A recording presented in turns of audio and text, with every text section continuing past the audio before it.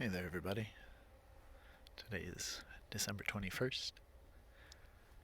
It's in the mid 20s right now.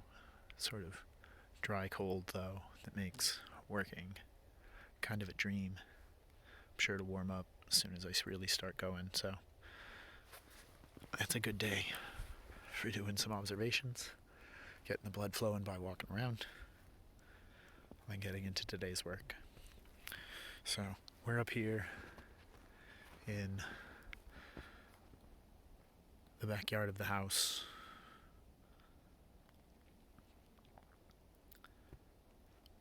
on the uphill food forest area, and the snow gives us a really nice contrast so that we can see some of our longer term woodier perennials and the trees, shrubs and things contrasted against the snow. That gives us a better idea of some of the keystone species that we're working with here and some of our management approaches as far as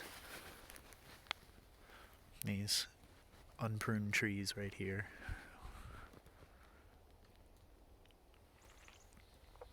So the newest bed that we've put in has persimmons, some Monarda species, strawberries, New Jersey tea, which is Ceanothus americanus,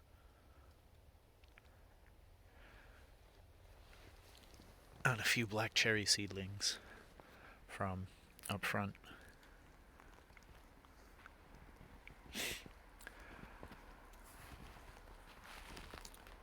We've heard from some of the sources that we've gotten some of our trees from that American persimmon is unlikely to be browsed heavily by deer, but we're going to be employing some management strategies to kind of ensure their safety a little bit.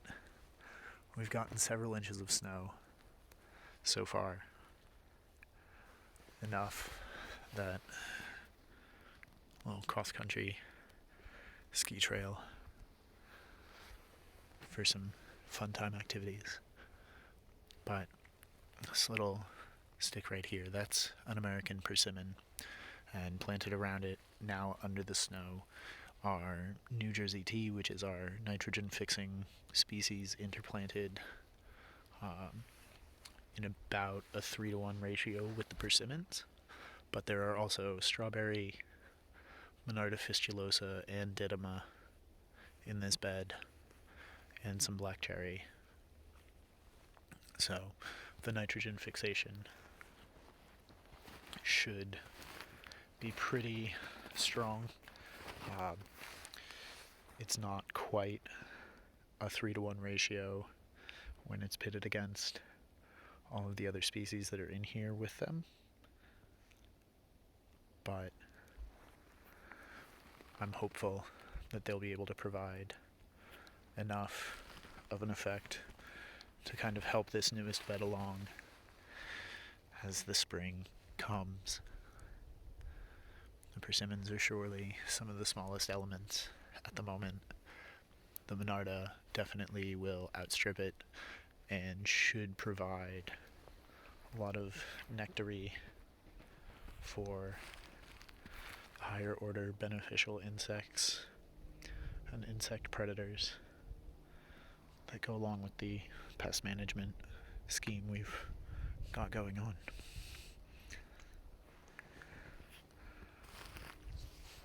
As we make our way a little north and east, we can see a lot of spur growth on this tree. I have not been pruning it for fruit production, and so I am aware that a little bit more trimming is needed. I would like to try and get fruit off of this tree this year, so we are going to go a little bit more aggressively as the spring comes. But right now you can see some of these lower branches are only a few inches above the snow, maybe a foot or two, and I'm leaving these as sacrificial branches for the deer population and porcupines as well. It's not that I want to encourage the porcupines, I just want them to not girdle my trees, so I leave these sweeter offerings sort of as a peace and a truce and a statement of my goodwill towards them. And as the snow comes up and begins to cover some of these, those will be more attractive for the vole population, which also helps to protect my trees. But I can be systematically pruning the top stalk of this, and there is plenty of it, to leave down and either away from some of these gardens on the edge here, so that it's less tempting to leave the safety of the cover to forage their food. And instead these sweet fruit tree branches can be closer to where it's safer from the birds of prey. And they'll leave my gardens alone.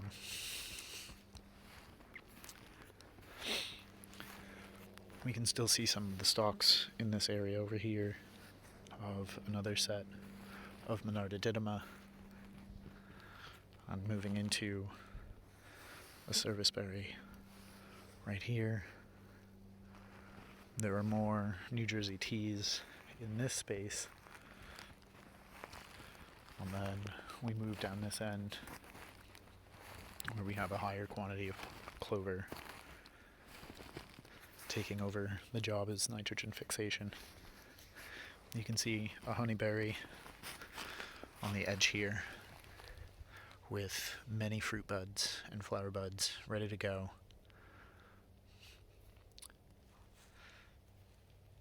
We've been stool layering this throughout the middle half and onward from this season. As it grew, it gained more coverage, so I'm hopeful that I'll be able to split some of this out in the spring when the snow recedes. But this particular bush was really only about this guy right here. And then as we stool layered, you can see all of the extra growth. Something that is a little concerning to me. You can see here, this particular one right there, it has tried to leaf out a few times. I'm not sure if you can make out how green it is. I'm hopeful that you can, with the sun not being too crazy on it. But there are several plants in here that have a whole lot of green to them, despite the late time in the season. Just to the east of the honeyberry is a hazelnut, which has put on a few more side shoots from the main stem that was there at the beginning of last season. It's growing nicely. We'll be adding in a few more plants in this area to shield the young pawpaw that is currently buried under the snow. We have been using a ring, and we have had several times that the pawpaws have been browsed by the deer, so we are taking steps to protect them, or at least that one, as it gains a foothold. That same pattern with the apple tree can be repeated on these pears and peaches. Or not peaches, but plums. I'd like to have peaches. There's a peach farm up the way from us, and I'll be helping that gentleman, I think, later this year to prune some of his peach trees. I'll look forward to just asking for a few sprouts, volunteer peaches that are coming up in his area and his farm. See if I can take a few home for myself as the trade. We can be giving these young, thin, delicious branches to our rabbits, or using them for the mice and the voles that are living in this landscape. In this bed we have another amalanth here. There are several dotted across these sets of beds. One of the things that I prefer to do is less management of the stalks and stems of our plants as the season progresses. Not only are they potential habitat space for some of the solitary bees and insects that are here, but they also serve during the fall and early spring when the last leaves that have hung on are drifting around, or the big windstorms we get. They act as catchment for the movement of debris and of the frozen water. You can see the drift happening right up against the Eupatorium over there. Eupatorium perfoliatum, bone set. But that drift effect means that additional water will be caught in a frozen state. And then, as the season progresses, we'll have thaw cycles and melting events where this will deepen and saturate, and it gives additional water resources to the hugel beds that we've created here. So there's kind of a stacking effect of, by virtue of doing less, I am adding more into the system.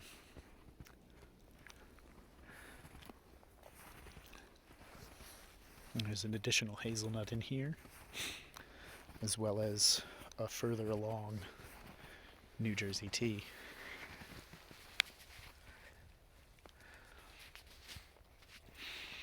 And you get these small drift spaces and negative spaces, and you can kind of see if there are evidence of tracks leading in or out. Most rodents will prefer to have an easier time and break, kind of a natural, easy way to get in and out. So these are good areas to keep an eye out for until there's 6 to 8 inches or more. You can see the remains of a small, right there.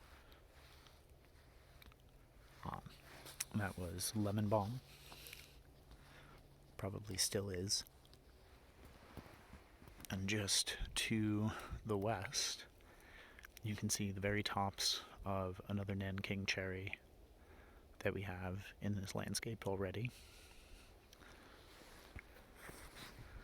One of the things that we did earlier this year was seeding out a space in this area to other Nanking cherries. There were quite a bit in there.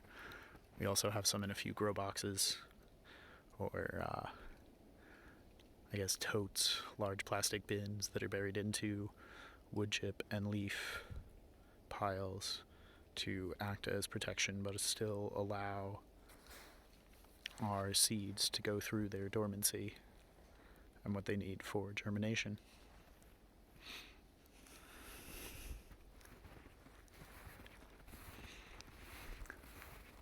Some of our newer plants I am unfamiliar with growth patterns of, so this season has been, as most seasons are, a true learning experience, but some of these plants are going through changes as this season gets weirder, and so I'm opting for less management, although some of these, and this is spice bush right here, I'll be coming through and trimming out the truly dead stuff as we get closer to spring, but for the moment, some of these have browned out buds, but another one further up here was green as of the time that the snow fell. And so you can still see, or maybe we can, some of these buds are still very swollen and green. and I am concerned for their health. We even, at the very tips, it seems, had a very late bud break. And I think that's a shame for this plant to have wasted all of that energy. But I'll still be happy if they survive. You can see this one was the furthest along.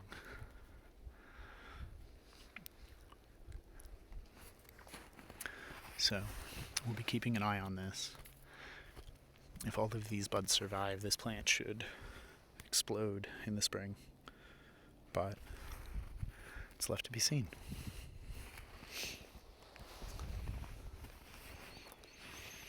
The last little space we're taking a look at is furthest uphill, closest to the road.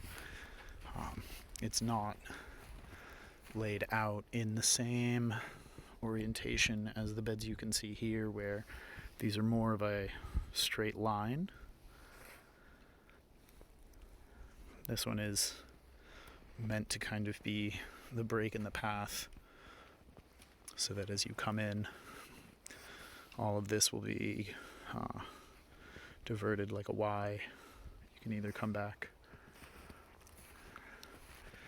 and go down that way, or track down this side, and it should unfold as it goes. But our Carolina Allspice had leaves on it. There's still some hanging on for dear life. Had leaves until recently.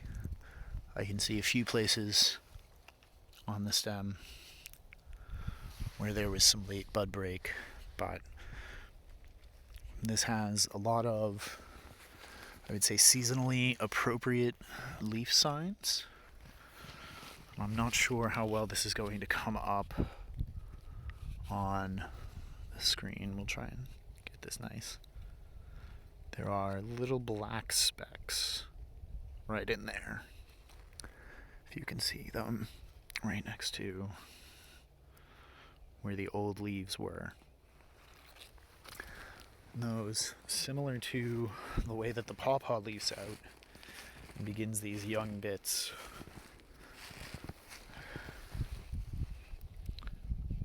You can see them a little bit more clearly on the pawpaw. But this same pattern plays out in a number of these plants, and I view that as sort of a healthier, more appropriate state for these to be.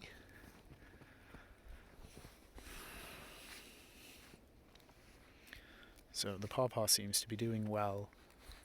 The Carolina Allspice seems to have gone to dormancy appropriately. You can see right in here a few little itty bitty twigs. This is another hascap growing up here.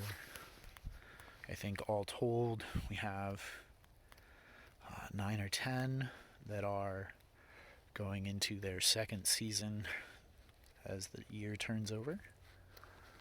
So I'm hoping that similar patterns from the other plants as they entered their second year on the site seemed to really take off. That first year is a bit odd for them as they acclimate to our poorer soils and carbon locking of a lot of the gardens through the wood chip deposition. And this is another of our hazelnuts. The buds on this are fat and thick. This is the oldest of the hazelnuts. Has really taken off this year. But last year, these buds were not here or this fat this early, so it may be another tough year for it as far as production goes, or how much it leaves out. But we hope that it'll help to sort of give a little bit of protection to this pawpaw that's up here. We have a number of pines that provide shade protection to it, for most of the day, and that shade effect does leave this area very mossy and soggy. And there's a break in the wall that allows water to pass through during heavy storm events, because we're on a downslope heading that way. So this area does get soggy. The pawpaw seems to like it pretty well. And we've been adding in smaller perennials as they split. Ooh, sorry for that. So that's our little walk.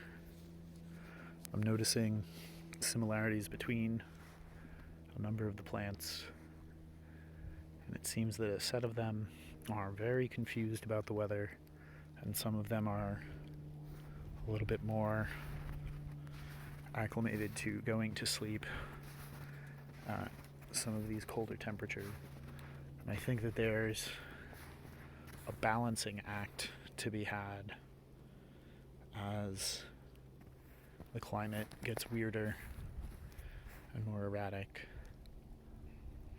There's a trade-off between plants that are acclimated to a zone or two further south from us here in Zone 5 and letting them senesce and go into dormancy earlier in the season due to the unfavorable temperatures, but still making sure that they're frost hardy enough to some of our historic lows,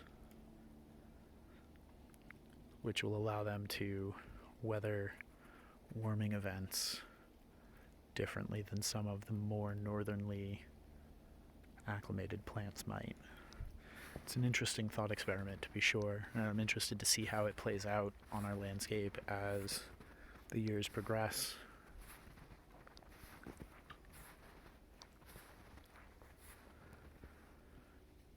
It's gonna be close to it. You can see some lingonberries poking out of the snow. Still doing the work until they get completely covered. But I enjoy plants that'll go through the winter, still be performing some basic functions when the warmth is right, pumping something into the ground. But that is about it for me right now. I do have some things to go do. Hope you guys found this interesting. If not, what can I do that'll be interesting? If there's something you'd like to see, even if there isn't too much going on,